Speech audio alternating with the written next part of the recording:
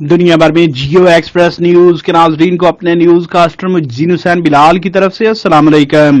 خبر شامل کرتے ہیں ضلع منڈی بہاؤدین سے، جہاں ممتاز مذہبی شخصیت خطیب مرکزی جامع مسجد گلزار مدینہ ڈنگا علامہ قاری اشتیاق احمد سیالوی کے والد محترم چودھری نور محمد کی نماز جنازہ سنداں والا میں ادا کر دی گئی۔